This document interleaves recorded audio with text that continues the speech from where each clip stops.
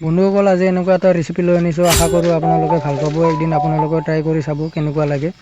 নিশ্চয় আপোনালোকে ভাল পাব বুলি মোৰ আশা থাকিল। বাকী ভিডিঅ'টো এণ্ডলৈকে চাওক।